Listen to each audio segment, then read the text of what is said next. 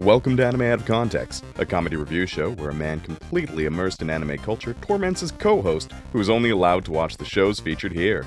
If you'd like to support the show, you can do so at patreon.com/animeoutofcontext. Alongside over 100 hours of exclusive bonus material, all episodes uploaded to Patreon are completely ad-free, even to non-patrons. Thank you for listening, and enjoy. Hello and welcome to Anime Out of Context, the show where I attempt to explain the sometimes weird, sometimes wonderful, but always hilarious world of anime. And if you're a patron, I've just been canceled. I'm Shaun Rollins. I'm Remington Chase. Remington, it's that time of year again. New season has started up. Oh boy. And it's been enough time that 3 episodes are out for the vast majority of shows that are airing this season. So we're gonna be nice and trendy again. Yes, and of course, the trendiest thing to do in this at this point it would be to pick the most popular new show of the season and do a full episode on it. And so we're not doing that. No. We've got a brand to maintain, Remington. Brand of disappointing our lovely fans. No, it's not disappointing. It's more so, and let's be real, we do usually go to those popular things eventually. It's just more so we gotta stick to our brand of picking random niche anime out of the blue and doing episodes on them and letting people know if it's worth their time or not. Because, you know, there's a lot of anime out there, especially every new season. And I figured it would also be a great chance for you to choose what niche anime we're watching this episode. After all, you know, that's part of the experience is choosing what to watch. So I've got 2 anime lined up that I think we would be good to have a fun little episode on, and I want you to choose which one we watch. All right. You seem hesitant, sir. Yeah, this could easily go wrong. I mean, yeah, lots of things could go wrong. We could get hit by a meteor. Sephiroth himself could come down and smite us. Like, anything could go wrong. But we're just talking about seasonal anime here. All right, hit me. Okay, Rem. I've got 2 broad strokes topics for you. The first broad stroke topic is cooking in aliens. Okay. And the second broad strokes are just a yokai village. All right. Well, I mean, I'll be honest, kind of easy for me. Mm-hmm. While aliens are cool, I think cooking anime are, on average, something I'm not super interested in. That doesn't mean they're all bad, but broad strokes, not my cup of tea. So, you were spurned once by Shokugeki no Soma, and you're scared to go back to that situation. We've had plenty of cooking anime or anime with cooking sub-themes, all right? It has been very common. Yeah. It is a cliche. So I'm going to go Yokai Village. Lock that shit in. Okay. We'll find out if you made the right choice or not. Because, Rem, the anime we're going to be discussing this week is simply titled Tonari no Yokai-san. Yeah. Any guesses on the translation for that, my man? It is, oh no, my best friend has just turned into a demon. Very, very pessimistic. I didn't say they were a bad demon. Maybe you just party with them. But they're a party demon. A demon of Yeah. good vibes and parties, huh? That's how I describe you. Shaun Rollins, the demon of good vibes and parties. You know, not the worst thing I've been called. Unfortunately, he is a sleep paralysis demon, and so you're gonna fall asleep, you're gonna wake up, he's gonna be at the foot of your bed, and then he's gonna crawl over you, and then he's gonna start dancing, and grooving, and vibing, and jiving, and it'll be great. Like, you know the gif of the skeleton with his ass out? The one that you send to me, like, on an almost daily basis? Like, ever since you learned how to use, like, GIFs in messaging, and there it is again. Yep, there, okay, cool. Yeah, the skeleton with his ass out and just grooving, that's Shaun Rollins as your sleep paralysis party demon. Well, I'm glad that we could provide a very interesting mental image to our audience. But it's a very easy translation, Rem. It's quite literally the yokai next door is the, like, most straightforward translation, or my neighbor yokai. You know, I could still be right. I mean, I suppose that's true. But that's up to you to decide.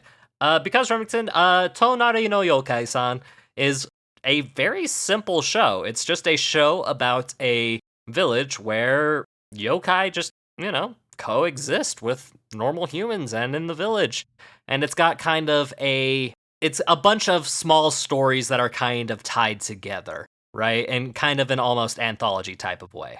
You do know that buzzword lights up the dopamine receptors in my brain. I do like me a good anthology. Yeah, and it's just... I also, frankly, I like myself a mediocre anthology. You like anthologies in general, and you're on the train to try and praise any anthology you can so that more get made. But I like me a good grab bag, you know? Just so if there's something that is less good, it could still be like, oh, that was mildly interesting, and now here's this that's better. And we just move on, so nothing lasts too long to ruin the experience, ideally. Yeah. And genuinely, Rem, that is all you really need to know going into this. It's just a story. Oh, okay. It's just a story about a town where yokai, which, for those who don't know, yokai are a type of spirit in Japanese mythology. And there are so many variations and fascinating creatures of myth and legend. And this is just a fun little story about a mixture of them living alongside humans and seeing how they kind of exist in a semi-modern setting, which is, kind of fun, kind of interesting. And I'll tell you right now, not many people at this point in the recording have given it a watch. So maybe we are the way to find out whether or not it's the right show for you. We're here to find if this is a hidden gem or if it deserves to be thrown away, if it doesn't deserve to get any momentum. Yeah. And just to give you a little bit more background, the studio that is behind this particular series is one that we're quite familiar with, though you will not recognize the name because I don't know if I've mentioned it. But it's Leiden Films or Leiden Films. Okay. And we've covered a good handful of anime from them. We've covered the one that you enjoyed the most and that I enjoyed the most was Insomniacs After School. Oh, okay. Awesome. And some of the other ones that we've covered was Kotaro Lives Alone, if you remember that Uncanny Valley child being on his own anime. Yeah, that one was weird. Tokyo Revengers, which was the time-traveling delinquent anime. There's so many that sound exactly like that. It's the one that we did with Mitsugi from Anime Addicts Anonymous. Oh, okay. Yep. I didn't like that one, but you guys did. Yes. And let's see, and just a wide variety. The only one on this list that would give you real cause for concern, I think, probably Terraformers, but that's near the bottom of their list, so. All right, so we're really just, it could hit some high highs or some low lows. Yep. And I guess it's up to us to find out whether or not this is a sleeper hit of the season, or if it is not worth your time and we've just wasted an episode. Well, let's see. All right, without further ado, let's go straight into it. Let's go watch some Tonari no Yokai-san. And we are back after watching 3 whole episodes of the 2024 spring anime, Tonari no Yokai-san. And Remington, did it scratch your anthology itch, or was it just a bit of a weird experience that you would have preferred I didn't do to you? Like half of the things we do on the show. Shaun, the impression I get from Tonari no Yokai is that this is an anime you see in the background of another anime. Interesting. Elaborate.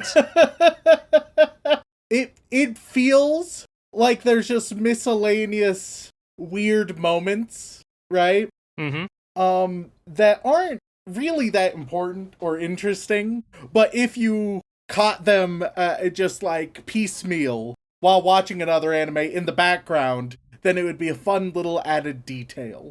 Unfortunately, as a show in and of itself, it's less successful. Okay. Yeah, no, I mean, that's fine. I have the image of a cat with human hands burned into my retina, Shaun.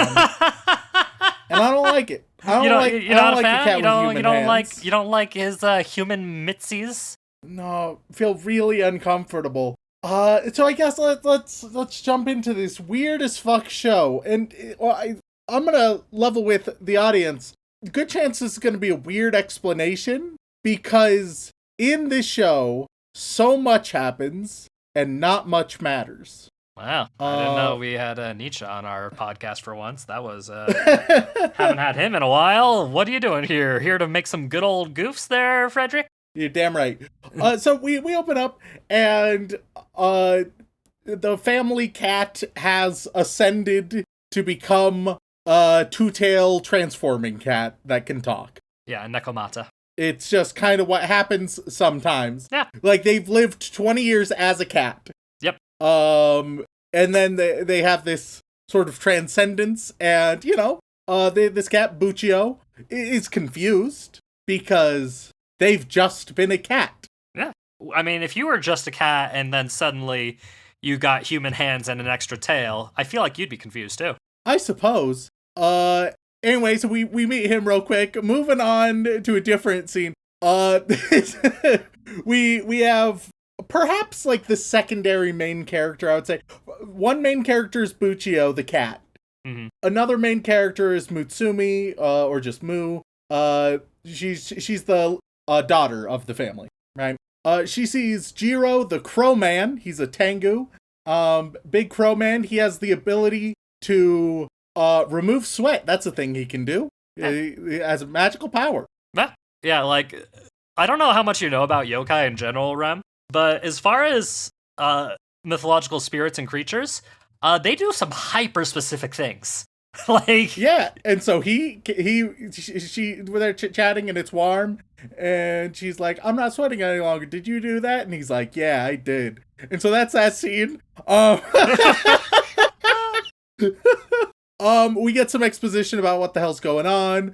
Buccio goes to Jiro, the crow man, and is like, "Hey, I should have powers. What's up with that?" And so Jiro takes Buccio to their friend Yuri, who's gonna help him transform and stuff. And then we see Grandpa's gonna come home, but where's Grandpa?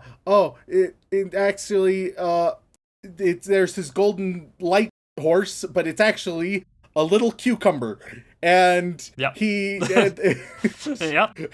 And then Buccio is able to transform his cat paws into hands. And then a detective calls the mother about her husband, and he's been eaten by the void. Yes. And Jiro, the raven, is like, "I'm gonna fill in and be Moo's dad. That's gonna be me." And then the void starts getting near Moo. So that's the first episode. Yeah. I don't know what you're complaining about, Rem. It seems pretty straightforward to me. When you say like anthology esque style, and what you really mean is it's because it's not quite anthology. No. Okay. But it's also not quite like short form or anything, like short form little bits. But it's not long form either. Who the fuck knows what this shit is? Hey, I did the best I could describing it to you, man. I would categorize this style of storytelling as a bit of a mess. Because the scenes, they almost never last long enough, right? What it's trying to accomplish is this very human story, which y'all know I'm all about. A very human storytelling where it's just looking at the humanity of it, right? Learn about these characters, vibe with them, feel the sense of community. Cool, love it. They don't let the scenes last long enough to develop any moments. Each scene, it's so bare bones, right? Each scene is hyper pragmatic and yet also accomplishes nothing. And it's just a 2x4 screwed in to the ground. And I'm like, what's this for? Why did we do this? And they're like, that was the most efficient way to screw that to the ground. And I'm like, yeah, but why did we do this? Why? What's the point of this all? You're not constructing anything larger. So they don't develop these characters in a lot of meaningful ways. Hardly at all. There's a scene in episode 2, all right? There's a scene in episode 2 where we meet Jiro's drinking buddies, and they come over, right? Okay, cool. So we're gonna have a little fun scene where they're all hanging out with Jiro and Buccio and, like, the family and stuff. Maybe we'll get to know them a little bit more, because the first episode, didn't give us a great introduction to these characters. But maybe it just wanted to do an expositional glance, right? A shallow look at them all. And then episode 2, here we go. A bunch of characters hanging out. Now is the time. to flesh them out, see what they're all about. It doesn't do that. All the characters are like, hey, this is who I am. Bye. What the fuck are we doing? Like, it would be one thing if it was like, hey, here's a character moment with me. Here's a character moment with me. No, it is just casual introductions, and then it's over. You gotta do more! You can't add any ingredients whatsoever. Come on, man! Because I want to like this show. The premise is a fine one.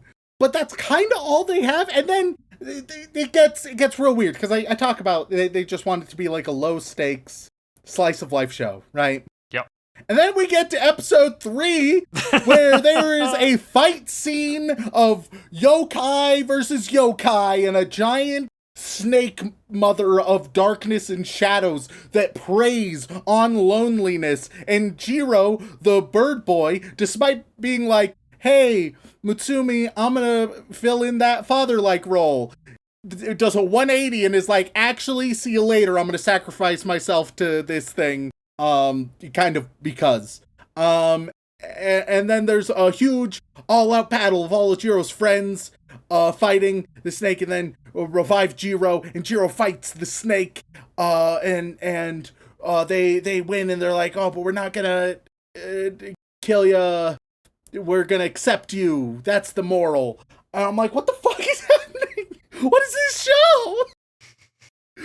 And throughout that, oh, is that at least an excuse to understand the characters more? No! It's not! But Remington!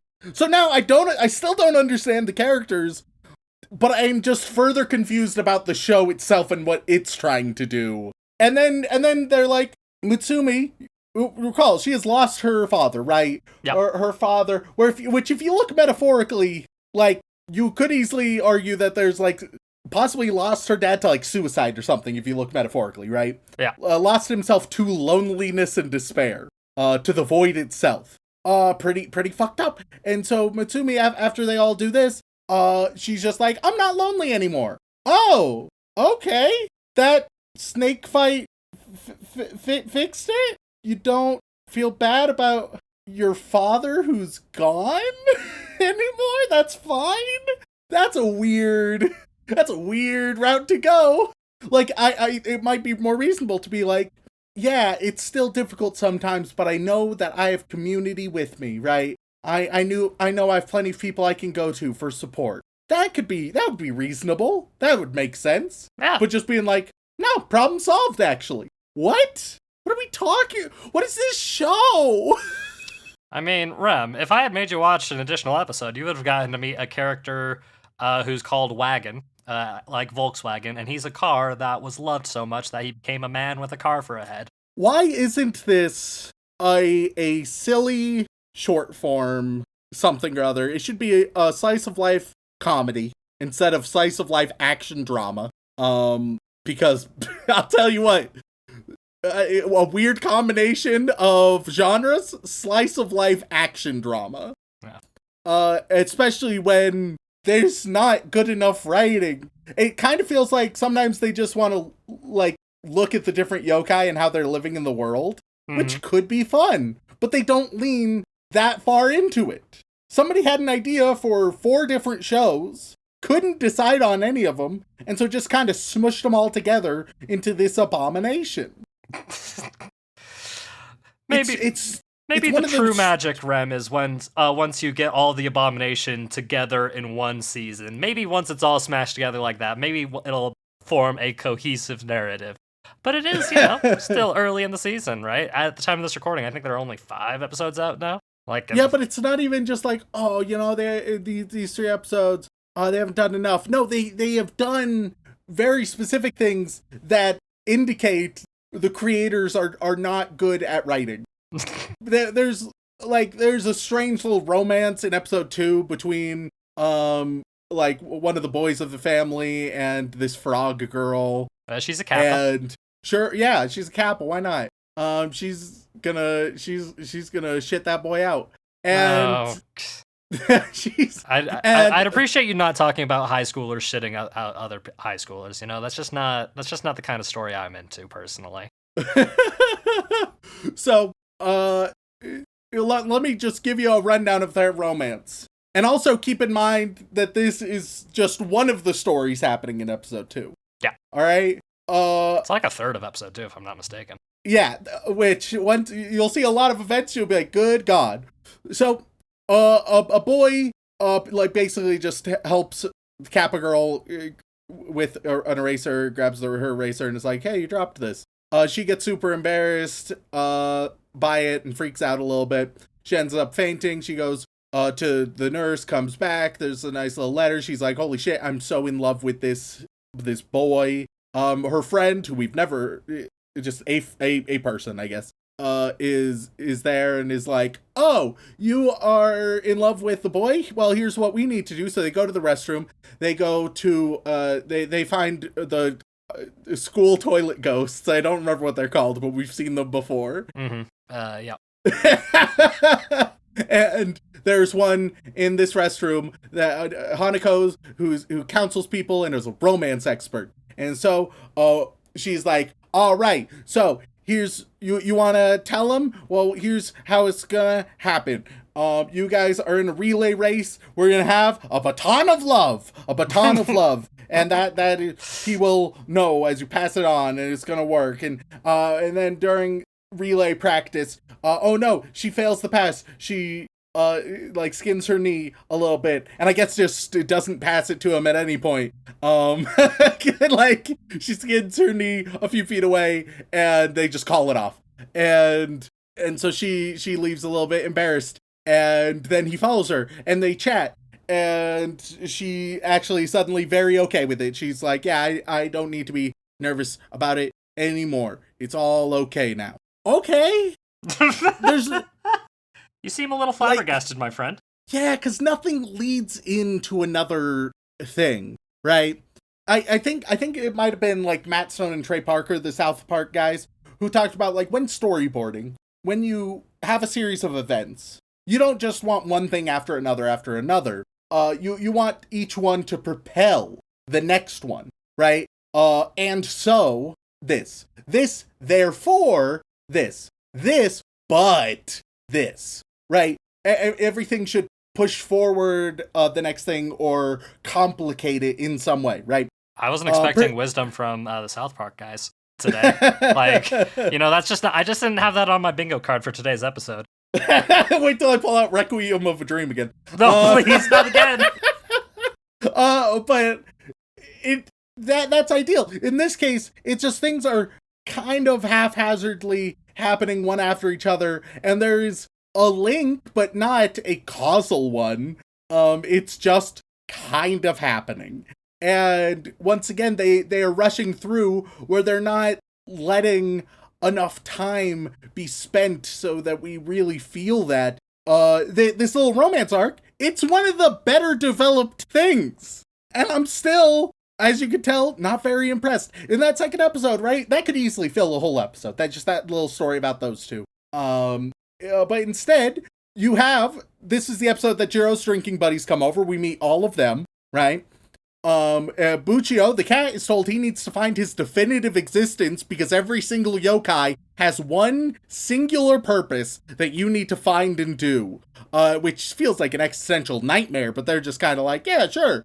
Buchio expresses gratitude to his family for that. We learned that Yuri, the one teaching Buchio, has this weird history that she's cagey about and some trauma going on. She has some weird angry monologue. We have Sports Day where this is continued on and the boy ends up winning. We have an explanation of the Void from one of Jiro's friends, Beto, who used to be part of the Void. All of these things also happen in this episode. Yeah.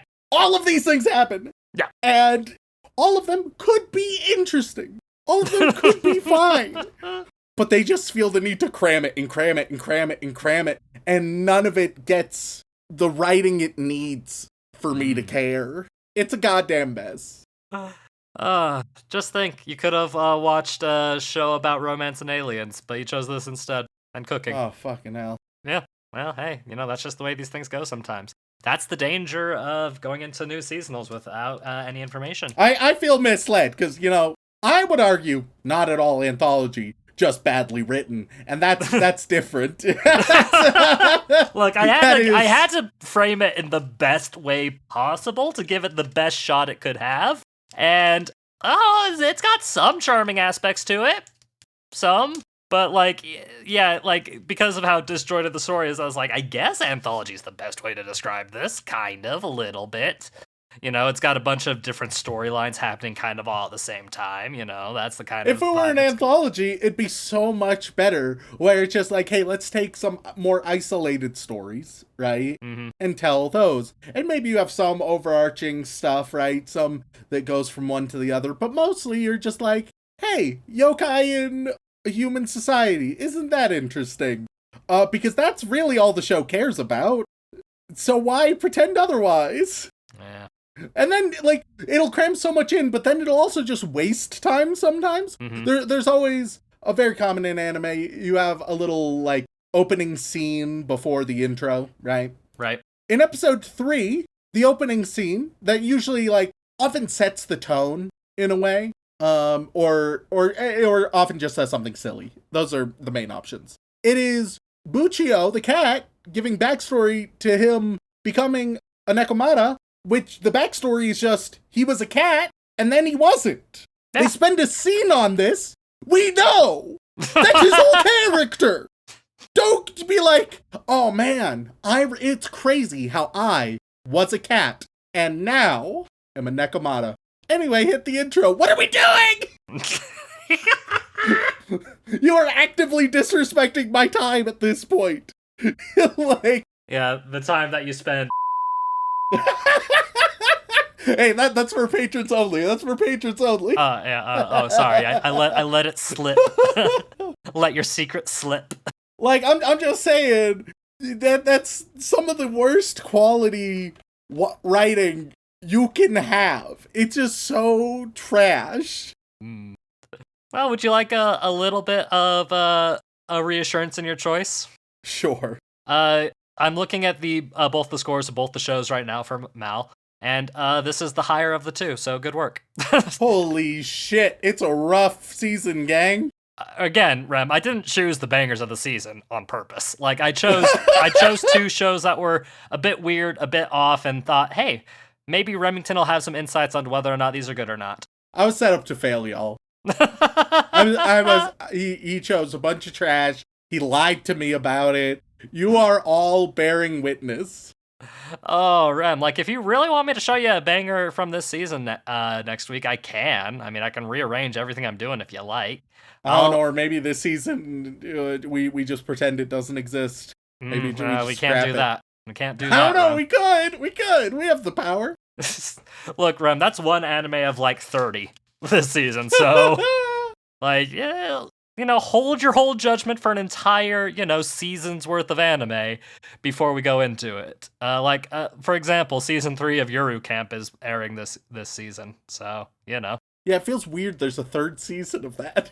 People like their cozy shit, man, and it's comfy and cozy, and it's good, and it's entertaining to watch, so I don't see the issue. I see, as far as I'm concerned, you dictated that this was a reasonable representative. No.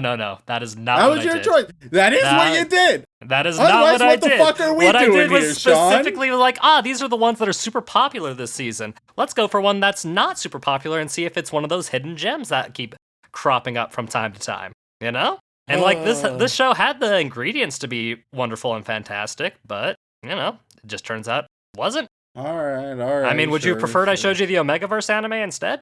No, obviously not. Well, Why? It's got higher ratings than this one. What the fuck? Excuse me. Don't worry about it, Rem. It's fine. Shit. Yeah, apparently people like the Omegaverse anime, so we'll have to see. But with that in mind, Rem, any guesses on what this show's Mal score is? I always try to envision the audience, right? Yep. If you just are vaguely into the idea of cute monsters, and that's enough for you, just the idea.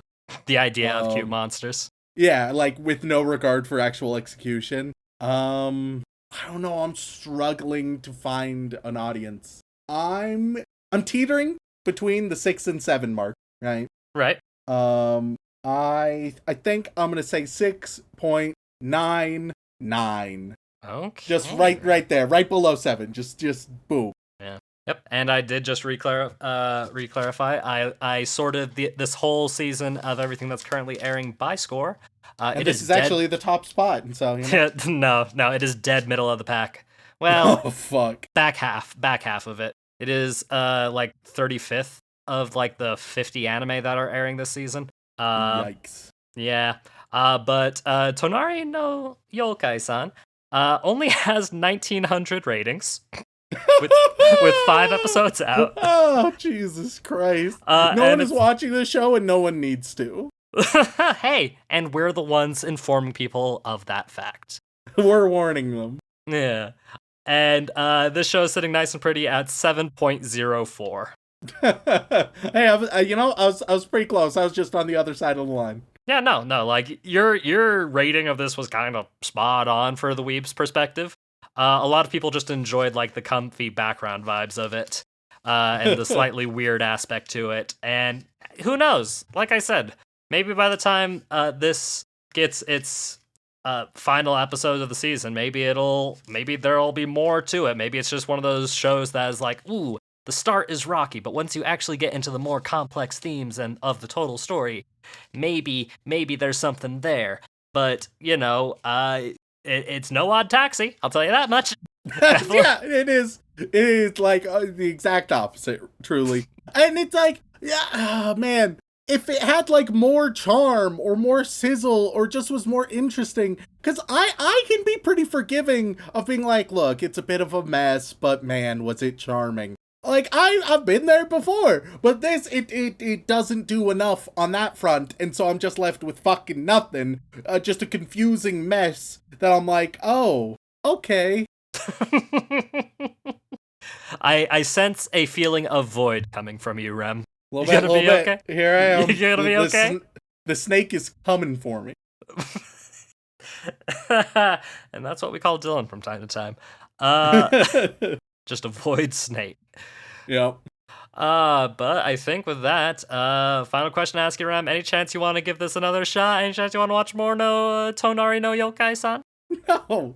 Nobody has seen this and nobody should. No one's gonna watch this show. No one's gonna listen to this episode. This is gonna get abandoned to time, and it's best that way.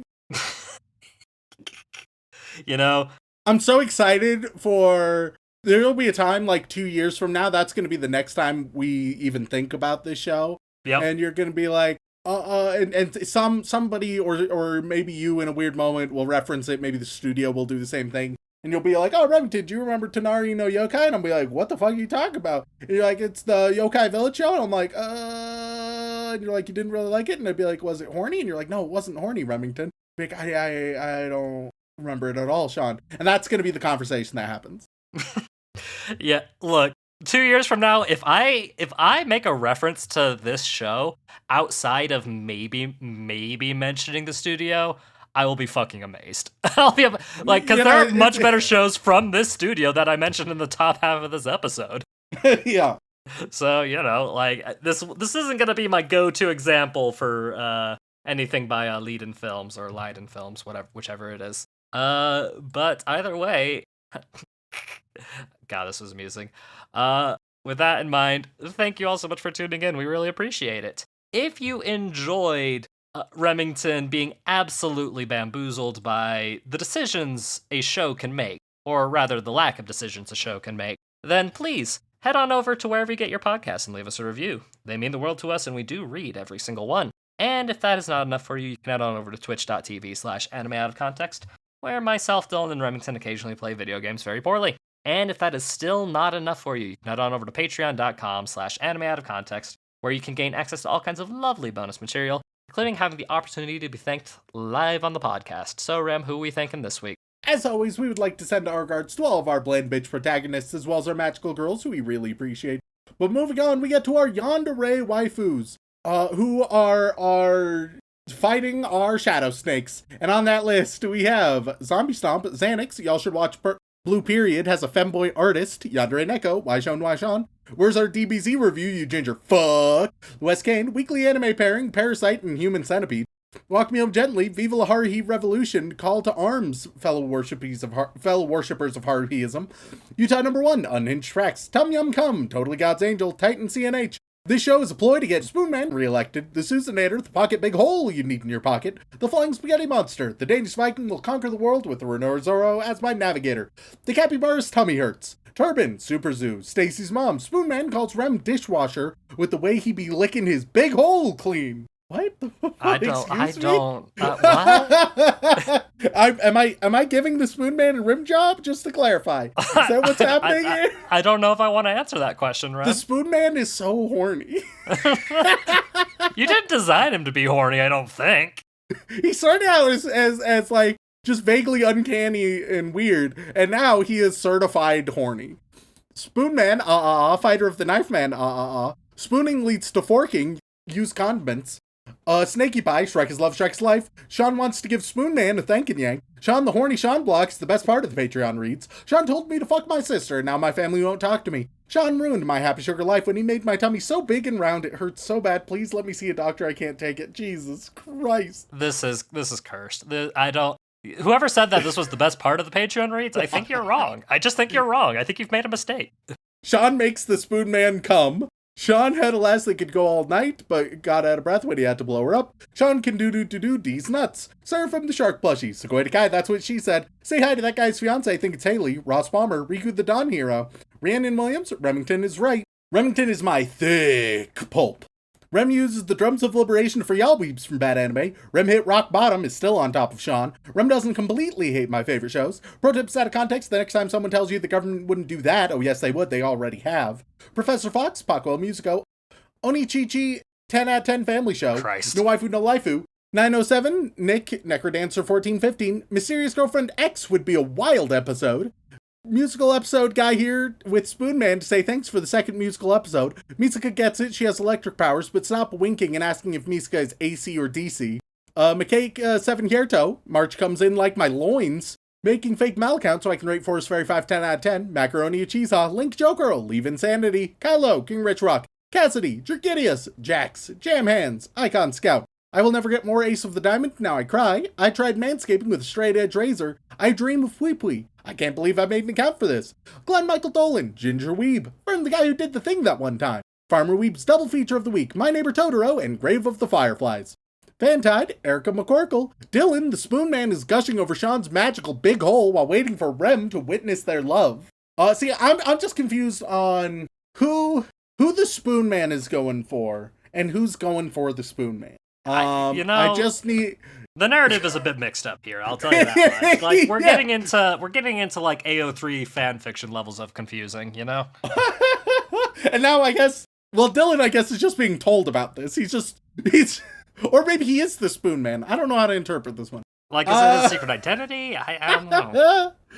The Spoonman is his secret identity, and it's the worst superhero of all time. The boob docs. You remember that time Shaun fell off his stool? Danielle Riot, Daddy Rem, tell me a bedtime story. Countrified Goth has emerged from her depression cocoon and decided to change her name. Cheese Monkey, Cat Girls are best girls, so give me them cute little paws. Brockhart for Geodudes, I am not Brock Lesnar. Blake Star, Bert Bartholomew Flem, Bento Kato, a bi girl seeking tickets to Yamfest. Been a while since I've changed my name on here, but I got a third 4.0, can't believe it, I'm also changing my major from funeral. Batman couldn't fuck that information out of me. And every day that Raven comes to visit, Amazing Muffin, All Hail Pui Pui Philosopher King, AJ Tunnels, Aisha Gucci, Adele Girl, a Moe Piece of Trash, a Haiku, Shaun loves anime, Remington dislikes the craze, Love Bridges all caps, and Dot. Now we move on to the Boy Wizard tier. Shaun, what are they gonna get this time? Oh God, I mean, like the easiest thing in the world is just giving them a nice tasty yokai. Why did I say tasty? I've been watching Dungeon Meshi too much. I've been watching too much Dungeon Meshi. Oh, no. Look, man, I'm not a monster fucker. Sure. But, you know, sometimes things come out of my mouth and I don't know how to stop them. So yeah, I think everybody's going to get a yokai. Tasty or not tasty, that's up for you to decide, I suppose. Cool. We start with your... Oh, wait, no, that's not it. That's not... you can't go... I skipped it here. Your Death Note musical episode gave me one standard, and standard cock blocked me. Okay. And I'll also give, like, a brief description of each one as well. Might as well. No, cowardice. No? You want them to just Google it themselves? Yeah. That's part of their homework, Shaun. Okay, alright, cool. Don't accuse our lovely patrons of being lazy cunts, Shaun. Well, a lot of them are anime fans. It's okay, because I'm right there with you, gang. Alright, yeah, you get the Abura Akago, Week 2 of asking you to watch Darling in the Franxx. Akaname, Vincent Calabrese. Akateko, That Mouse Girl. Amabura Kosagi. Tails Williams wakes up to piles of corpses. Oh, Jesus. Okay, Amano Jaku. Sporadic Silver. Wait, that's a goddess. That's not a yokai. Yeah, sure. That's fine. What? Amaterasu. Silent Secondary. Amazake Baba. Shaun, you said we can't listen and watch hentai, so we listen and read yaoi. Amikiri. Shaun loved being episode cucked by Rare Kumiko. Bake Kujira. Scourge, best 20 bucks spent, LMAO. The Bake Neko. Rose Cup. Basan. Remington Chase's laugh is my favorite sound. Basho no Se. Rare Kumiko. Binbo Gami. Please show Rem the new train anime from this season, Rare Kumiko. I see, they've spread them out. Yeah, they specifically did that so that it's not all at once and to fuck with us a little bit and have fun, I suppose. Buru Buru. Nightshade Blade wants to gush over magical girls. Byako. Netir Abervaren Shishon Mal in Baden-Württemberg. Daidara Bocchi. Monogatari is everything you guys said you like in an anime. This week they do some things very different way. Dosojin. Mike. Hanera. Miguel DeLeon. Fujin.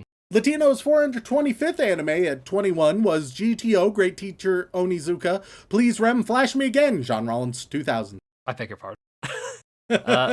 Furi. It's just that spy guy. Furu Utsubo. I, Rare Kumiko, will continue to support the show with multiple accounts. Gaki. I have a mechanical keyboard problem. Gyuki. Go to www.gay.moe. You will love it, says Rare Kumiko. I don't think we can recommend that. I I don't know what it is, but I don't think we can recommend it. Oh no, open it up, Shaun. No thanks. No thanks. Hanya. Drew asks, Tsupuipui or not Tsupuipui? Hashihime. Decade 1 of all father-making Patreon accounts until Shaun shows Remington Dragon Pilot. Heikagani. Crosskirt. Hibagon. Crimson Reapers just because of the scythes. Hiyoribo. Carver 271. Honeona. Blood Cell, here to remind you that white blood cells are inferior. You need the red ones to thank and yank anyways. Now wait a minute, this is a Pokemon. Ho-oh. Beethoven 1201. Hotoke. Anonymous. Ibaraki Doji. Anime Matchup of the Week, welcome to Prison School Irumakun. Yeah. And Animated Z. Let's see, let's go for Samebito. And now we move on to the inappropriate Joey Wheeler tier, where Shaun will tell you what animal is your basic form, and I'll tell you what your wacky transformation is. We start with Rowdy-O. You're gonna get an axolotl. And you can transform into the bottom half of Godzilla. Release a bee in the room to create a sense of danger. Oh, that's the name. Oh, I thought I thought that was a strange instruction you were giving me. All right. No, that's something else entirely. Okay. You're gonna transform into a rat. And you are a rat. They're gonna be a rat as a basic form, and they're gonna transform into a much larger rat. Ihr mein Schatz, den könnt ihr haben. I really want to emphasize, this is the least German-friendly accent I can imagine. If anything, it's kind of offensive. You're a kakapo. And you can transform into Shaun Rollins. I beg your pardon? Next we got, I know, hardly a transformation at all. Then we got my dear old mom. Do you think I'm a horny parrot? A little bit. Okay, yeah, fine. Alright. You are a moth. And you can transform into, a sword collection. All of the swords. All of them at once. Yeah, and last but not least, we got Blue Baron 15. Flying squirrel. And you can transform into the big hole. Thank you all for tuning in. If you want to reach out, whether for a comment, question, feedback, or recommendation, you can tweet us at AnimeConPod on Twitter, or send an email over onto animeoutofcontext@gmail.com. Once again, gang, thank you all so much for tuning in. We love and appreciate you very, very much. And as always, don't fuck your sister. Do do do do do do do do.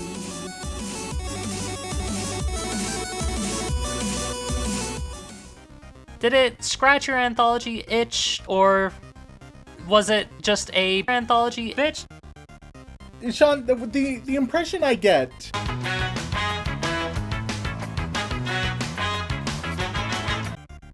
You would have gotten to meet a character called Wagon, like Volkswagen, and he's a car that was loved so much that he became a man with a car for a head. I'm not a monster fucker, but, you know, I'm a monster fucker. Sometimes things come out of my mouth, and, sometimes things come in my mouth. Oh, Lord, he gooning.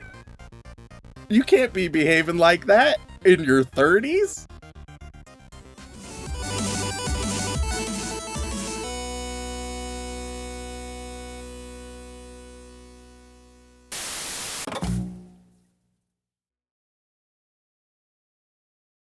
If you're not part of the revolution, you are complicit in the oppression.